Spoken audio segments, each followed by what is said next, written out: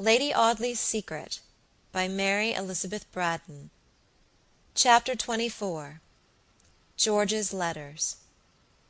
Robert Audley did not return to Southampton, but took a ticket for the first up-town train that left Wareham, and reached Waterloo Bridge an hour or two after dark. The snow, which had been hard and crisp in Dorsetshire, was a black and greasy slush in the Waterloo road, thawed by the flaring lamps of the gin palaces and the glaring gas in the butchers' shops. Robert Audley shrugged his shoulders as he looked at the dingy streets through which the hansom carried him, the cabman choosing, with that delicious instinct which seems innate in the drivers of hackney vehicles, all those dark and hideous thoroughfares utterly unknown to the ordinary pedestrian. "What a pleasant thing life is," thought the barrister. "What an unspeakable boon! What an overpowering blessing! Let any man make a calculation of his existence, subtracting the hours in which he has been thoroughly happy, really and entirely at his ease, without one arrière-pensée to mar his enjoyment, without the most infinitesimal cloud to overshadow the brightness of his horizon. Let him do this, and surely he will laugh in utter bitterness of soul when he sets down the sum of his felicity and discovers the pitiful smallness of the amount. He will have enjoyed himself for a week or 10 days in 30 years, perhaps. In 30 years of dull December, and blustering March, and showery April, and dark November weather, there may have been 7 or 8 glorious August days, through which the sun has blazed in cloudless radiance, and summer breezes have breathed perpetual balm. How fondly we recollect those solitary days of pleasure, and hope for their recurrence, and try to plan the circumstances that made them bright, and arrange and predestinate, and diplomatize with fate for a renewal of the remembered joy. As if any joy could ever be built up out of such and such constituent parts! As if happiness were not essentially accidental, a bright and wandering bird, utterly irregular in its migrations, with us one summer's day, and for ever gone from us on the next. Look at marriage, for instance," mused Robert, who was as meditative in the jolting vehicle for whose occupation he was to pay 6 pence a mile, as if he had been riding a mustang on the wild loneliness of the prairies. "Look at marriage. Who is to say which shall be the one judicious selection out of 999 mistakes?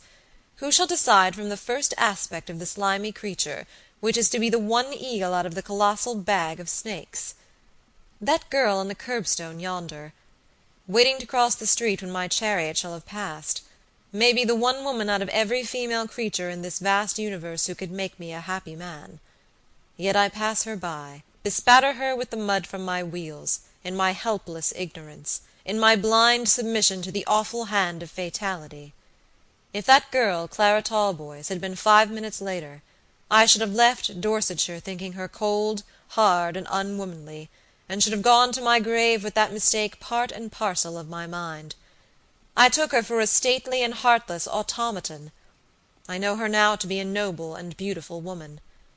What an incalculable difference this may make in my life!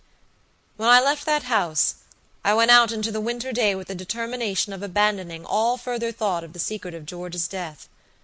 I see her, and she forces me onward upon the loathsome path, the crooked byway of watchfulness and suspicion. How can I say to this sister of my dead friend, "I believe that your brother has been murdered. I believe that I know by whom, but I will take no step to set my doubts at rest or to confirm my fears"? I cannot say this. This woman knows half my secret. She will soon possess herself of the rest, and then. The cab stopped in the midst of Robert Audley's meditation, and he had to pay the cabman, and submit to all the dreary mechanism of life, which is the same whether we are glad or sorry, whether we are to be married or hung, elevated to the woolsack, or disbarred by our brother benchers on some mysterious technical tangle of wrongdoing, which is a social enigma to those outside the forum domesticum of the Middle Temple. We are apt to be angry with this cruel hardness in our life, this unflinching regularity in the smaller wheels and meaner mechanism of the human machine, which knows no stoppage or cessation, though the mainspring be forever hollow, and the hands pointing to purposeless figures on a shattered dial. Who has not felt, in the first madness of sorrow, an unreasoning rage against the mute propriety of chairs and tables, the stiff squareness of Turkey carpets, the unbending obstinacy of the outward apparatus of existence? We want to root up gigantic trees in a primeval forest, and to tear their huge branches asunder in our convulsive grasp, and the utmost that we can do for the relief of our passion is to knock over an easy-chair, or smash a few shillings' worth of Mr. Copeland's manufacture. Madhouses are large and only too numerous, and yet surely it is strange they are not larger, when we think of how many helpless wretches must beat their brains against this hopeless persistency of the orderly outward world, as compared with the storm and tempest, the riot and confusion within; when we remember how many minds must tremble upon the narrow boundary between reason and unreason, mad today and sane tomorrow, mad yesterday and sane today. Robert Audley had directed the cabman to drop him at the corner of Chancery Lane, and he ascended the brilliantly lighted staircase leading to the dining saloon of the London, and seated himself at one of the snug tables with a confused sense of emptiness and weariness, rather than any agreeable sensation of healthy hunger. He had come to the luxurious eating-house to dine, because it was absolutely necessary to eat something somewhere, and a great deal easier to get a very good dinner from Mr. Sawyer than a very bad one from Mrs. Maloney, whose mind ran in one narrow channel of chops and steaks, only variable by small creeks and outlets in the way of broiled sole or boiled mackerel. The solicitous waiter tried in vain to rouse poor Robert to a proper sense of the solemnity of the dinner question. He muttered something to the effect that the man might bring him anything he liked, and the friendly waiter, who knew Robert as a frequent guest at the little tables, went back to his master with a doleful face, to say that Mr. Audley, from Figtree Court, was evidently out of spirits. Robert ate his dinner and drank a pint of Moselle, but he had poor appreciation of the excellence of the viands, or the delicate fragrance of the wine.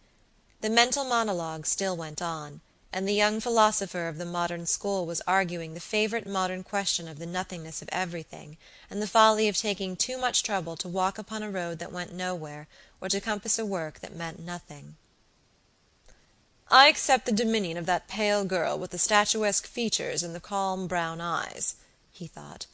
"I recognize the power of a mind superior to my own, and I yield to it, and bow down to it. I've been acting for myself, and thinking for myself, for the last few months, and I'm tired of the unnatural business. I've been false to the leading principle of my life, and I've suffered for the folly. I found 2 gray hairs in my head the week before last, and an impertinent crow has planted a delicate impression of his foot under my right eye.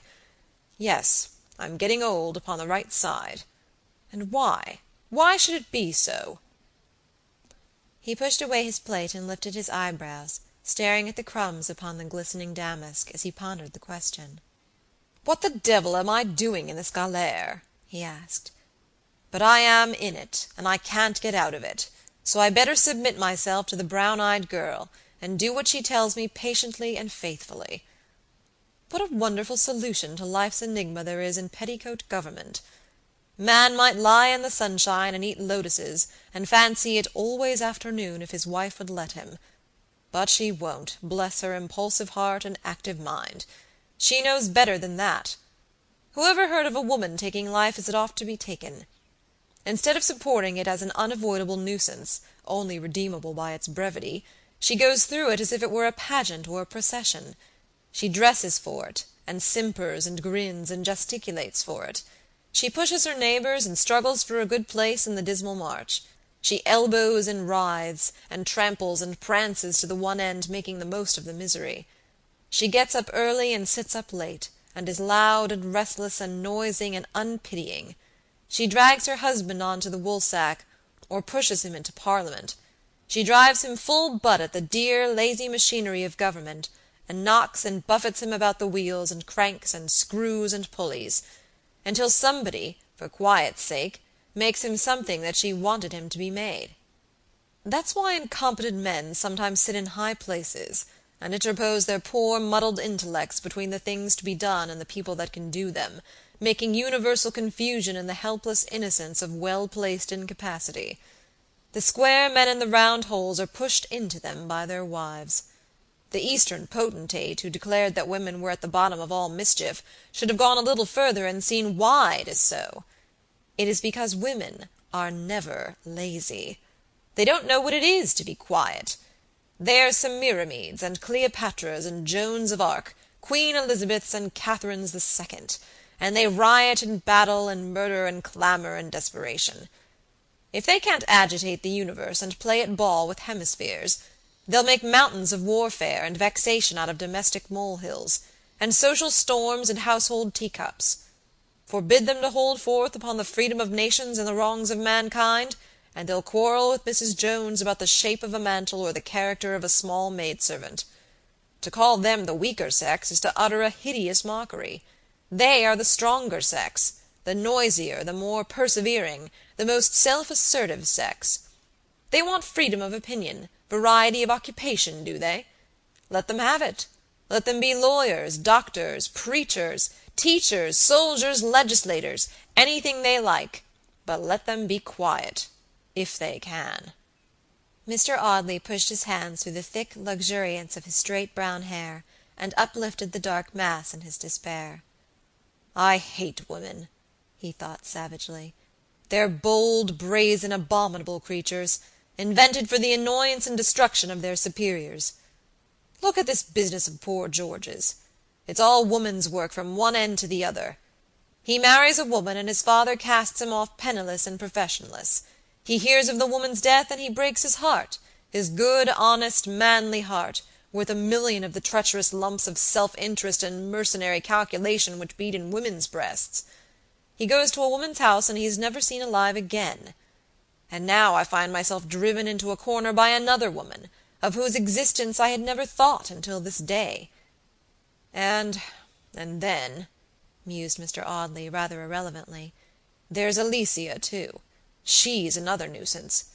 She'd like me to marry her, I know, and she'll make me do it, I dare say, before she's done with me. But I'd much rather not. Though she is a dear, bouncing, generous thing, bless her poor little heart." Robert paid his bill and rewarded the waiter liberally. The young barrister was very willing to distribute his comfortable little income among the people who served him, for he carried his indifference to all things in the universe, even to the matter of pounds, shillings, and pence.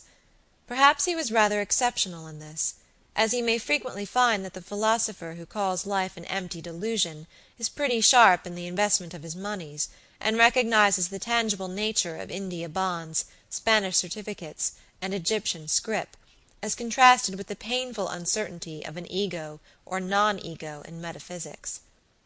The snug rooms in Fig-tree Court seemed dreary in their orderly quiet to Robert Audley upon this particular evening. He had no inclination for his French novels, though there was a packet of uncut romances, comic and sentimental, ordered a month before, waiting his pleasure upon one of the tables. He took his favorite meerschaum, and dropped into his favorite chair with a sigh. "It's comfortable, but it seems so deuced lonely tonight. If poor George were sitting opposite to me, or even George's sister, she's very like him, existence might be a little more endurable. But when a fellow's lived by himself for 8 or 10 years, he begins to be bad company." He burst out laughing presently as he finished his first pipe. "The idea of my thinking of George's sister," he thought. "What a preposterous idiot I am!" The next day's post brought him a letter in a firm but feminine hand which was strange to him. He found the little packet lying on his breakfast table, beside the warm French roll wrapped in a napkin by Mrs. Maloney's careful but rather dirty hands.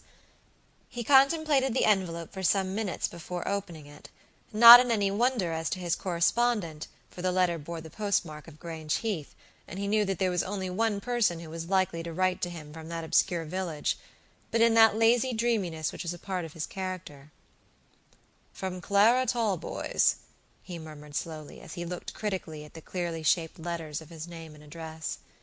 "Yes, from Clara Talboys, most decidedly.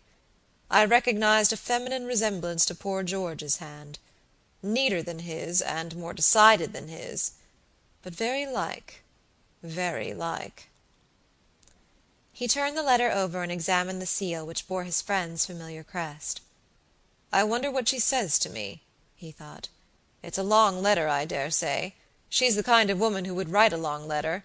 A letter that will urge me on, drive me forward, wrench me out of myself, I've no doubt. But that can't be helped, so here goes." He tore open the envelope with a sigh of resignation. It contained nothing but George's 2 letters and a few words written on the flap. "I send the letters. Please preserve and return them. C.T." The letter, written from Liverpool, told nothing of the writer's life except his sudden determination of starting for a new world, to redeem the fortunes that had been ruined in the old. The letter, written almost immediately after George's marriage, contained a full description of his wife, such a description as a man could only write within 3 weeks of a love match, a description in which every feature was minutely catalogued, every grace of form or beauty of expression fondly dwelt upon, every charm of manner lovingly depicted. Robert Audley read the letter 3 times before he laid it down. "If George could have known for what a purpose this description would serve when he wrote it," thought the young barrister, "surely his hand would have fallen paralyzed by horror, and powerless to shape one syllable of these tender words." Chapter 24